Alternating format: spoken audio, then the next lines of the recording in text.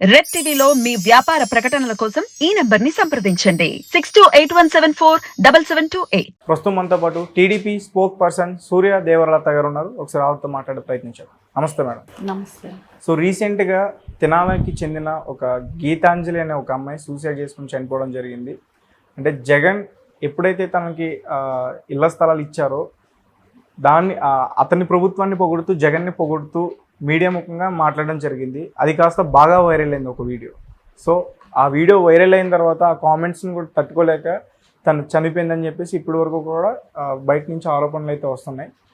అయితే కొంతమంది వైఎస్ఆర్సీపీ నాయకులు కానీ కార్యకర్తలు కానీ ఇదంతా టీడీపీ వాళ్ళ కుట్రే, వాళ్ళే కావాలని ట్రోలింగ్ చేశారని చెప్పేసి వాళ్ళు కూడా కామెంట్స్ పెడుతున్నారు. సో దాని గురించి మీరేం చెప్తారు? ఇది ఏది ఏమైనా అమ్మాయి చనిపోవటం అనేది బాధాకరమైన విషయమే. ఎందుకంటే చిన్న అమ్మాయి పిల్లలు ఉన్నారని. కానీ ఎవరు చేశారు, ఎందుకు చేశారు? ట్రోల్ చేసింది తెలుగుదేశం వాళ్ళని వీళ్ళు ఎలా అంటారు? ఎవరైనా ఇప్పుడు వాళ్ళు కూడా ఇప్పుడు పార్టీలకి ఇప్పుడు ఈ అమ్మాయికి వచ్చి ఈ అమ్మాయి దగ్గర బయట తీసుకొని పెట్టి వీళ్ళే ట్రోల్ చేసి సింపతి తీసుకుందాం అనుకున్నారా ఏమో తెలియట్లేదు. కానీ ఆ అమ్మాయికి ప్రతి మహిళకి కూడా టీడీపీలో ప్రతి వాళ్ళకి కూడా ఎన్నిసార్లు ట్రోల్ చేయబడ్డారు. సో వాళ్ళకి ఏమైనా ఎప్పుడైనా గవర్నమెంట్ తరపున నుంచి కానీ డిపార్ట్మెంట్ తరపున నుంచి కానీ ఏ రోజైనా వాళ్ళకి సహాయం వచ్చిందా? అలా అనుకొని ఉంటే వాళ్ళు ఎంతమంది చనిపోయి ఉండేవాళ్ళు? ఎవరు ట్రోల్స్ మూలానైతే చనిపోరండి. వాళ్ళకి ఏమైనా పర్సనల్ ప్రాబ్లమ్స్ ఉందా, సూసైడ్ చేసుకునే అంత బాధ ఉందానంటే ట్రోల్స్ మూలానైతే అయి ఉండదు. ఆ అమ్మాయికి వేరే సమస్య ఏదైనా ఉండొచ్చు. ఫ్యామిలీలో ఏం డిస్టర్బెన్స్ ఉన్నాయి ఏంటి ఇవన్నీ తెలుసుకోవాలి. ఒకవేళ వైసీపీ వాళ్ళు ఏమైనా వాళ్ళ ఒత్తిడి ఉందా, ఎందుకంటే పార్టీలో జాయినింగ్స్ ఇట్లాంటివి ఏదైనా ఉంటుంది. ఎందుకంటే ఆ అమ్మాయి ఆ రోజు వచ్చిన పబ్లిసిటీకో ఏం జరిగిందనేది కూడా మనకు తెలియదు.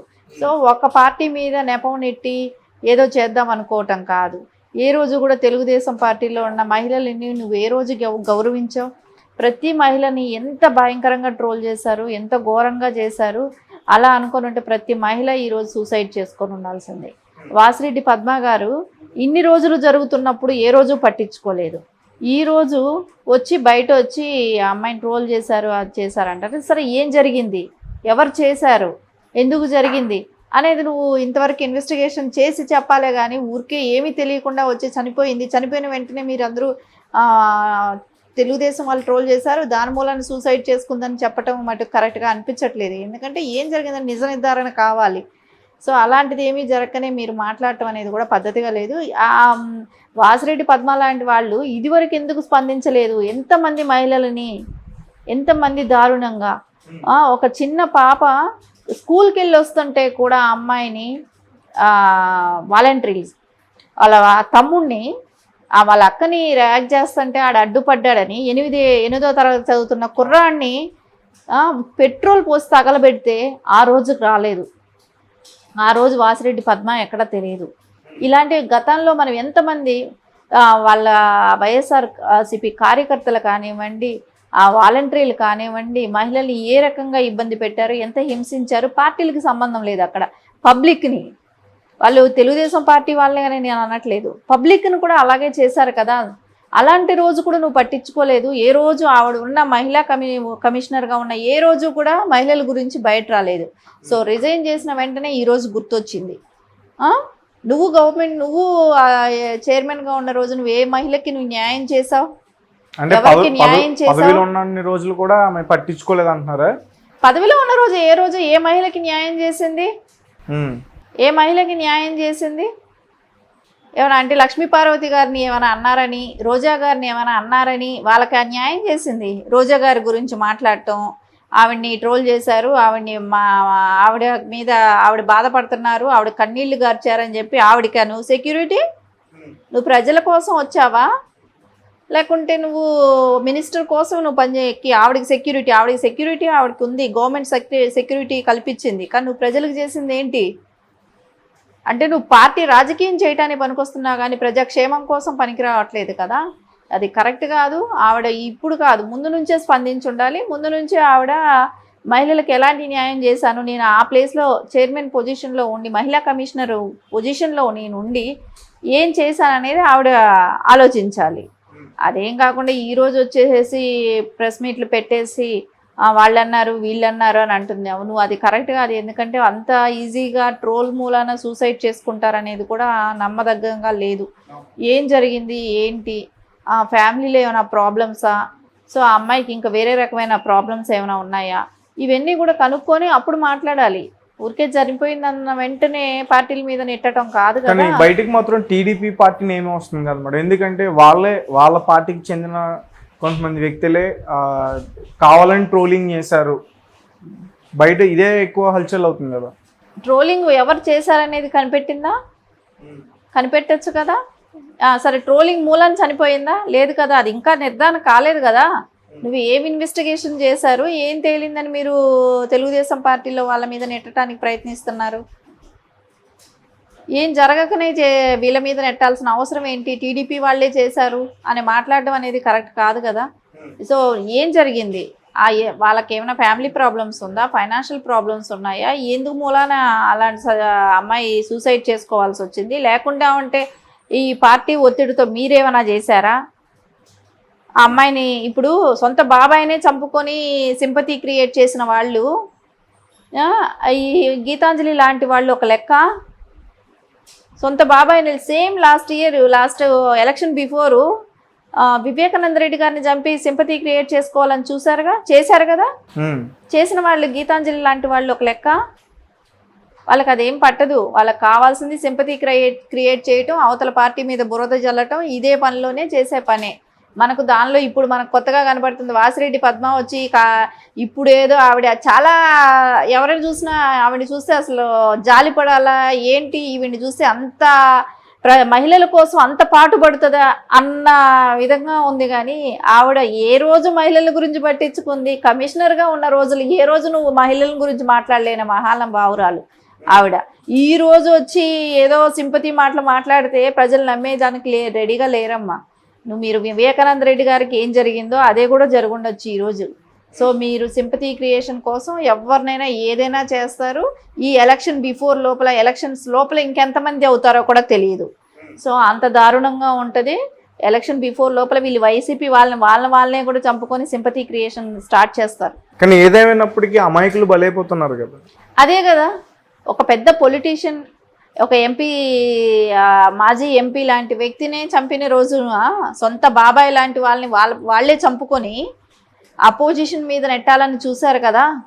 సో ఈరోజు అదే వాళ్ళ డాక్టర్ వచ్చి బయట వచ్చి చెప్తుంది కదా ఎవరు చంపారు, ఏం చేశారు అనేది మొత్తం. అదే సేమ్ రేపొద్దున ఇవే అన్నీ చేసేదన్నీ వాళ్ళే చేసుకుంటారు. అపోజిషన్ మీద నెట్టడానికి చేసే ప్రయత్నమే ఇది. పొలిటికల్ స్టెంట్ అనేది స్టార్ట్ చేశాడు.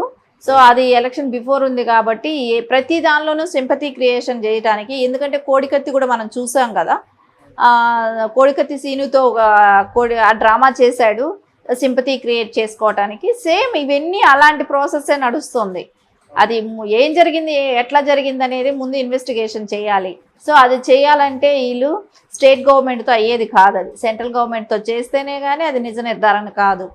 స్టేట్ గవర్నమెంట్ ఏముంది, వాళ్ళకి కావాల్సినట్టు వాళ్ళు చేస్తారు. ఇప్పుడు ఒకవేళ వాసిరెడ్డి పద్మ గారు ట్రోలింగ్ చేస్తున్నప్పుడే పట్టించుకుని ఉంటే అమ్మాయి బ్రతుకుండే ఛాన్స్ ఉండేదంటారా? వాసిరెడ్డి పద్మ గారు ఏ మహిళని కూడా ఎప్పుడు ఎక్కడ పట్టించుకోలేదమ్మా. ఆవిడ ఎవ్వరికి మహిళలకి ఎక్కడ పనిచేసిన దాఖలాలే లేదు. ఓన్లీ ఇప్పుడు వచ్చింది. ఇప్పుడు రిజైన్ చేసిన తర్వాత పొలిటికల్గా వచ్చి మాట్లాడటానికి రిజైన్ చేస్తానంటుంది కదా, చేసిన తర్వాత వచ్చి మాట్లాడుతుందే కానీ అంతకుముందు ఎప్పుడు మాట్లాడలేదు కదా. ఏ మహిళల కోసం ఆవిడ ఎక్కడైనా వెళ్ళొచ్చిందా? లేదు. ఆవిడ మహిళా కమిషనర్ అన్నదానికి రాజకీయ పరంగా పనిచేస్తూ ఉంది. అంతేగాని ఆవిడ మహిళా కమిషనర్గా ఉన్న రోజులు మా మహిళల గురించి ఏ రోజు పట్టించుకోలేదు. ఈరోజు మళ్ళీ పొలిటికల్ స్టంట్ స్టార్ట్ చేశారు అంతే. అలాగే మేడం, అంటే వైఎస్ఆర్సీపీ గవర్నమెంట్ కూడా ఎప్పుడైతే ట్రోలింగ్కి అమ్మాయి గురవుతుందో అప్పుడు కూడా వాళ్ళు పట్టించుకుంటే అమ్మాయి బ్రతికే ఛాన్సెస్ ఉండేదా అని నేను అంటా. మీరేమంటారు? ఎప్పుడు కానీ అమ్మ, గవర్నమెంట్ ఫ్రమ్ ద బిగినింగ్ నుంచి కూడా వైసీపీ ఏ రోజైతే గవర్నమెంట్ ఫామ్ చేసిందో ఆ రోజు నుంచే కానీ వాళ్ళ పార్టీ వాళ్ళని కంట్రోల్ చేసుకొని ఉంటే, వాళ్ళు ఎవరిని మహిళల్ని కూడా ఇబ్బంది పెట్టకుండా ఉండి వాళ్ళని చనిపోయేటట్టే కానివ్వండి, వాళ్ళని చంపటమే కానివ్వండి, అది ఏ రోజు కూడా విచ్చలవిడితనం, దౌర్జన్యం ఇవన్నీ వైసీపీ గవర్నమెంట్ రావటం స్టార్ట్ అయ్యింది. ఈ రోజు కూడా నేను అదే చెప్తున్నాను, వాళ్ళే సింపతి క్రియేషన్ కోసం ఏం చేశారో అనేది వాళ్ళు ఆలోచించాల్సిందే. పబ్లిక్ కూడా ఇప్పుడు అదే ఆలోచిస్తుంది, ఎందుకంటే సొంత బాబాయినే చంపిన వాళ్ళు ఇలాంటివన్నీ చాలా చేస్తారు. ఇది ఓన్లీ అలాంటి పొలిటికల్ స్టంట్లో భాగంగా ఒకళ్ళని ఈరోజు బలి అయ్యారు, ఇంకా రేపు ఇంకెంతమంది ఉన్నారో కూడా తెలియదు. ఈ ఎలక్షన్ అయ్యే లోపల ఎంతమంది కూడా ఇలా బలి తీసుకుంటారో కూడా మనం చెప్పలేం. అలాగే వైఎస్ఆర్సీపీ గవర్నమెంట్ వాళ్ళ కుటుంబానికి 20 లక్షల క్యాష్ కూడా ఇస్తారంటూ కూడా బయటకు అయితే ఒక వార్త వచ్చింది. సో దాని గురించి ముందు వాళ్ళు ఎవరు జరిగింది, ఎలా జరిగింది అది ఇంపార్టెంట్ కదా. డబ్బులు ఇచ్చేస్తే అయిపోదు కదా. డబ్బులు ఇచ్చి మేము వాళ్ళకి డబ్బులు ఇచ్చామని చెప్పి వాళ్ళ ఫ్యామిలీని ఆదుకున్నానని ఒక సింపతి క్రియేషన్ కార్డ్ వేసుకుంటానికేమో కానీ అది కాదు. ముందు ఆ అమ్మాయిని ఎవరు చంపారు, ఎందుకు చంపారు, ఎలా చచ్చిపోయింది, ఇది ఇంపార్టెంట్. ట్రోలింగ్కి అయితే చచ్చిపోయే ఆస్కారమే లేదు, ఎవరిని అడిగినా అదే చెప్తారు. ఎందుకంటే వాళ్ళు ఎవరో తెలియని వ్యక్తి ఎక్కడో ఏదో అన్నాడు, అసలే ఆ మ్యాటర్ వచ్చిందంటే ఎవరైనా ఈవేళ రేపు ధైర్యం కలిగిన అమ్మాయిలే ఉన్నారు, కంప్లైంట్ ఇవ్వగలుగుతారు. ఆమె ఆ ధైర్యంతోనే కదా మేడం మీడియాతో మాట్లాడింది. ఆ ధైర్యంతోనే అమ్మాయి మీడియాతో కూడా మాట్లాడింది. తన ఇదేదో తను చెప్పింది. సో తను ట్రోల్ మూలానో ఇంకో దాని మూలానో చనిపోయిన అమ్మాయి అయితే కాదు, ఇంకా వేరే ఏదో ఉంది, వేరే కారణాలు ఏదో ఉన్నాయి. సో అమ్మాయిని వేరే ఎవరో కాదు. కానీ నేను నాకు తెలిసిన వరకే కాదు, ప్రజల్లో కానీ అందరికీ ఒక డౌట్ ఏంటంటే సేమ్ ఇదే జరుగుంటుంది. బాబాయ్ విషయంలో ఎలాంటివి జరిగాయో సేమ్ ఈ అమ్మాయిని కూడా అలా పొలిటికల్గా సింపతి క్రియేట్ చేసుకోవటానికి ఎలక్షన్ బిఫోర్ ఇలాంటివి చేశారు. పొలిటికల్ స్టంట్ పొలిటికల్ స్టంట్ చేశాడు అదే అనేది అర్థమవుతుంది. అంతేగాని ఆ అమ్మాయి ట్రోలింగ్ అయిందనో అట్లాంటి వాటికి ఎవరు చనిపోరమ్మా. ఈవేళ రేపు చాలా ధైర్యంగా ఉన్నారు. ఆ అమ్మాయికి అంత భయపడేది అయితే మీడియాతో మాట్లాడేది కూడా కాదు. సో ఇదంతా కావాలని ఎవరో చేసి తెలుగుదేశం మీద నెట్టడం చేస్తున్నారు.